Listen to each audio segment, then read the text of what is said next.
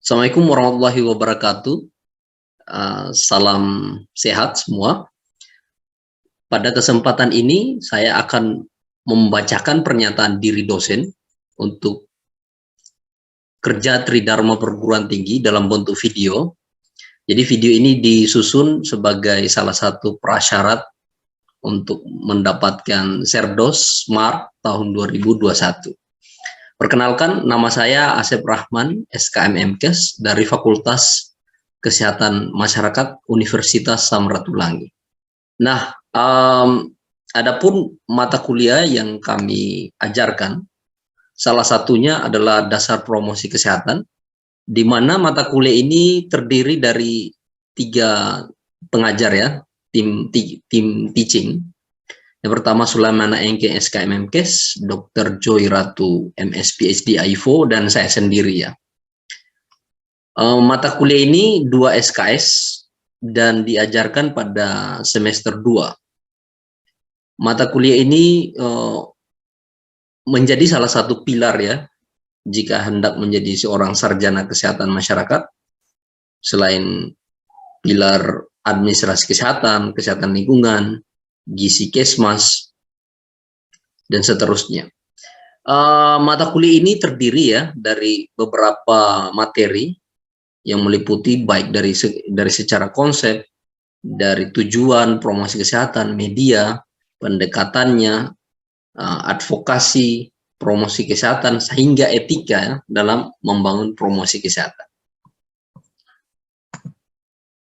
Nah, dalam mata kuliah ini ada beberapa kemampuan yang diharapkan bisa dicapai ya oleh mahasiswa nantinya. Yang pertama, mahasiswa itu mampu menelaah mengenai pendekatan-pendekatan yang mesti diketahui dalam merancang sebuah media promosi kesehatan yang baik ya. Yang kedua, mampu menganalisa kelebihan dan kekurangan promosi kesehatan dan bagaimana mengaplikasikannya. Yang ketiga, melakukan intervensi promosi kesehatan melalui penyuluhan kesehatan yang dilakukan dengan berbagai metode dan media. Tentu saja capaian ini adalah sub capaian pembelajaran mata kuliah dengan capaian akhir secara umum, yakni mampu dan menguasai menerapkan ilmu promosi kesehatan dalam upaya meningkatkan ilmu kesehatan masyarakat dari mahasiswa. Mata kuliah ini terdiri dari 16 kali tatap muka, di mana dari pertama konsep dasar promosi kesehatan, tujuan dan sasaran promosi kesehatan dalam masyarakat, pendekatan konsep belajar, medianya, perilaku kesehatan, pengetahuan sikap dan tindakan, tahapan perubahan perilaku, pendekatan edukatif dalam peningkatan kesehatan, advokasi, konsep dasar penyuluhan, perencanaan program penyuluhan kesehatan, etika, dan strategi promosi kesehatan. Yang terakhir adalah ujian akhir semester. Nah, adapun mata kuliah ini menggunakan mix method. Awalnya ya, ini direncanakan dengan kombinasi antara offline dan online. Offline berupa tatap muka di ruang kelas, dan online-nya yakni melalui portal e-learning Unsrat yang senantiasa diupdate materinya, dan di sana juga terjalin komunikasi 2 arah ya, bisa chat, bisa bertanya. Namun karena dalam kondisi pandemi, keseluruhan perkuliahan dilakukan secara online. Nah, dalam perkuliahan mata kuliah ini juga sinkronos seperti pertemuan tatap muka langsung secara virtual ataupun asinkronous learning, di mana mahasiswa bisa belajar kapan dan di mana saja ketika mengakses e-learning Unsrat. Selanjutnya, metode pembelajaran yang akan dilakukan berupa ceramah, yang kedua studi kasus, yang ketiga adalah diskusi kelompok, serta yang keempat yakni project based learning. Ceramah ini biasanya umumnya menyampaikan materi dari dosen kepada mahasiswa, kemudian studi kasus dalam beberapa subtopik. Kita akan menyampaikan beberapa contoh kasus yang bisa didalami dan diambil pelajarannya.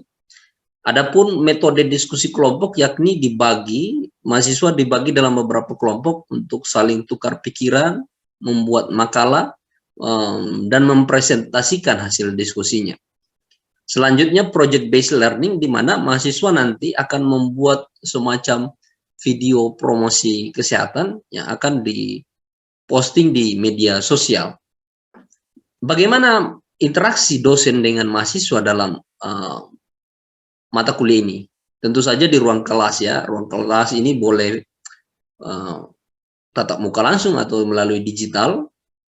Selain di ruang kelas, komunikasi atau interaksi itu tetap terjalin juga di luar kelas ya. Jadi tapi di luar kelas bisa dalam diskusi di perpustakaan atau di ruang dosen, itu biasanya selalu terjalin ya. Karena kami sebagai dosen tetap memberi kesempatan kepada mahasiswa untuk bertanya atau mungkin ingin mengembangkan materi yang sudah kami sampaikan. Jadi kapan dan di mana saja mahasiswa punya kesempatan untuk berinteraksi. Tentu saja baik online maupun offline ya. Nah, bagaimana untuk sistem penilaian? Sebelumnya ada beberapa yang kami tetapkan yakni indikatornya ya dari 0 sampai 100, di mana kalau kurang dari 20 itu sangat kurang, 20 sampai 50% atau ya diskalakan sampai 50 itu kategori kurang. 5 memahami, mahasiswa mulai memahami itu adalah 51 sampai 70. Mungkin kalau dalam nilai abjad ini C ya. Selanjutnya mahasiswa pada level mampu mengidentifikasi ya, identifikasi teori, identifikasi metode, media, mereka udah mulai mengkategorikan seperti itu. Penilaiannya mungkin 71 hingga 80 dan serta nilai yang paling tinggi yakni mahasiswa mampu merancang dan menganalisa ya aktivitas promosi kesehatan dengan rentang nilai dari 81 sampai 100. Untuk teknik penilaiannya bagaimana? Kami tim pengajar mengembangkan rubrik assessment ya. Jadi di mana penilaian itu diperoleh dari proses-proses berupa keaktifan mahasiswa dalam kelas seperti menjawab atau mau bertanya. Yang kedua, tugas-tugas individu. Yang ketiga, tugas kelompok. Dan yang keempat, dalam kuis setiap pertemuan serta ujian tengah semester dan ujian semester. Oke, demikianlah yang bisa kami sampaikan pada kesempatan ini. Mohon maaf jika ada kekurangan dan salah kata. Terima kasih banyak. Sampai jumpa di kesempatan berikutnya. Oke, selamat pagi adik-adik mahasiswa.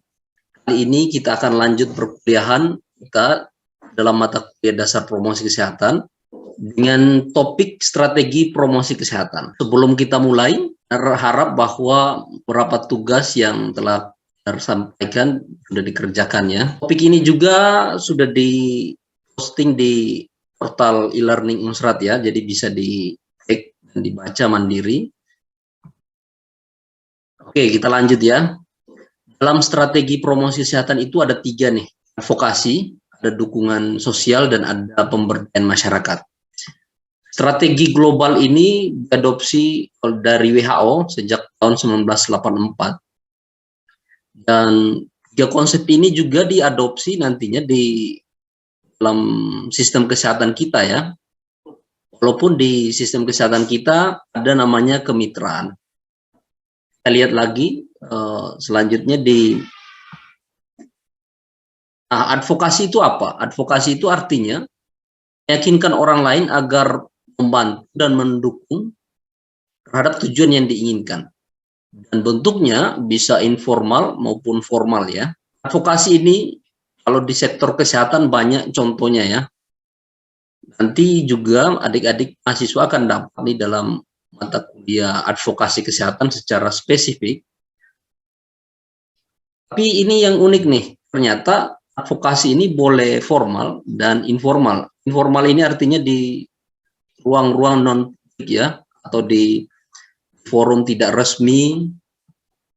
Bahkan pertemuan meja makan itu, jika kepentingannya advokasi kesehatan itu bisa terlaksana ya.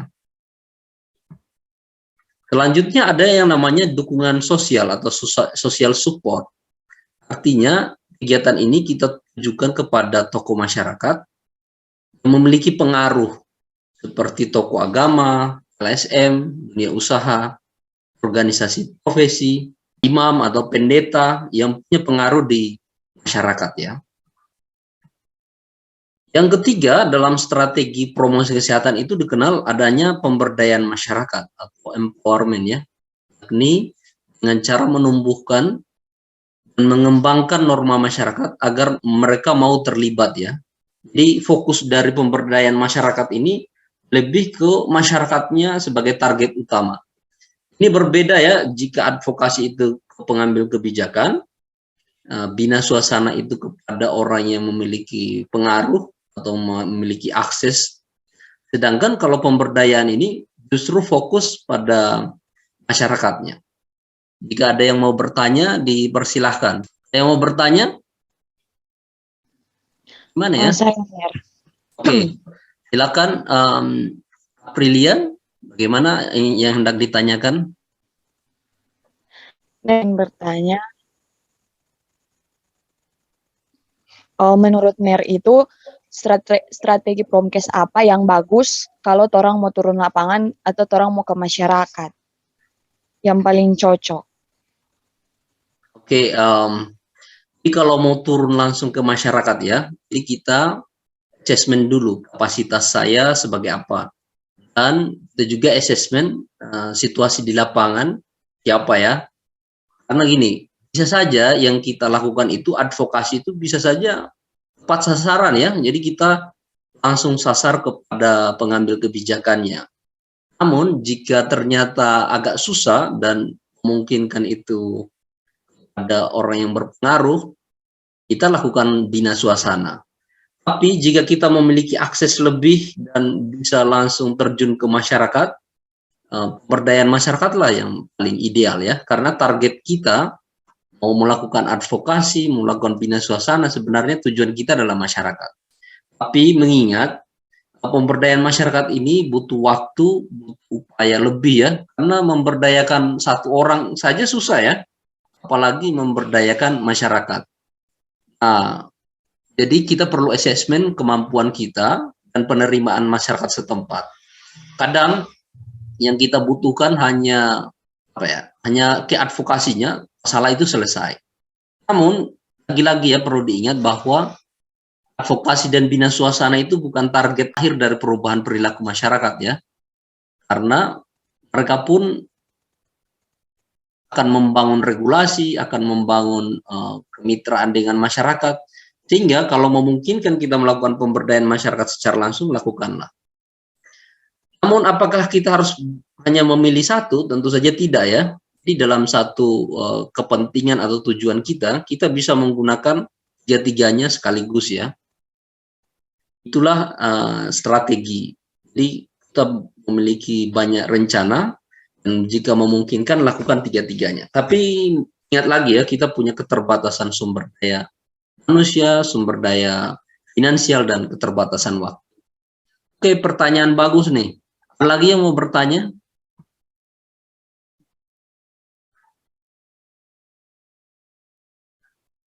Satu lagi. Oke, siapa? Farhadinan gimana? Ya. Mau bertanya? Iya, Menir. Saya mau izin bertanya mengenai materi strategi promosi kesehatan ini kan tadi yang sudah menjelaskan ada 3, yaitu advokasi, kemudian dukungan sosial, dan juga pemberdayaan masyarakat. Nah, berhubung juga tadi Mner sudah menjelaskan bahwa dalam menjalankan strategi promosi kesehatan ini bisa dijalankan ketiganya secara langsung. Nah, yang ingin saya tanyakan, bagaimana agar strategi promosi kesehatan ketiga hal ini bisa dijalankan secara bersama. Mungkin itu saja dari saya, Mner. Terima kasih. Oke. Kapan kita bisa melakukan strategi ini bersamaan ya? Pertama, kita memiliki kemampuan finansial, kemampuan sumber daya yang mumpuni ya. Tapi ada juga momentum ya. Jadi misalnya ya, momentum di mana di saat tersebut hadir tokoh masyarakat, hadir pengambil kebijakan, dan hadir masyarakat secara kolektif ya atau banyak. Kapankah momentum-momentum itu? Bisa nih di ruang-ruang seperti rumah ibadah, pertemuan balai desa. Momentum-momentum seperti itu sebenarnya kita bisa melakukan sekaligus ya. Jadi kita memberikan edukasi publik, tapi di momentum yang hadir banyak orang, pasti di situ ada tokoh masyarakat, bisa saja hadir ambil kebijakan. Itu satu kali yang kita lakukan, ternyata yang kita sasar adalah 3 strategi sekaligus. Jadi ada momentumnya ya. Jadi sebagai seorang promotor kesehatan, kita juga harus mengetahui ya momentum tepat untuk melakukan promosi kesehatan itu kapan. Dan biasanya tuh di desa atau di kelurahan kan ada musrembang desa, atau juga ada acara desa, atau di ruang-ruang publik seperti di rumah ibadah. Itu adalah momentum kita menyelenggarakan promosi kesehatan dengan 3 strategi sekaligus. Tapi lagi-lagi ya, apakah efektif? Itu kembali lagi ya, kalau menerimanya. Ini terkait juga dengan teknik komunikasi kita ya. Kalau teknik komunikasi kita bagus, mudah ya menyampaikan, karena gini, tantangannya bahasa yang dipahami oleh pengambil kebijakan, bahasa yang ditangkap oleh tokoh agama, tokoh masyarakat, dengan masyarakat awam itu beda loh. Jadi mereka punya kemampuan literasi berbeda-beda, sehingga bahasa yang kita gunakan juga sebenarnya idealnya harus berbeda ya. Namun kalau misalnya mereka mampu menangkapnya, itu syukurlah. Tapi kalau dalam aplikasi realnya, bisa saja masyarakat awam itu kadang tidak mengerti ya bahasa advokasi yang kita sampaikan. Tapi pintar-pintarnya kita sebagai seorang promotor kesehatan harus peka terhadap masyarakat tersebut. Oke, pertanyaan bagus lagi.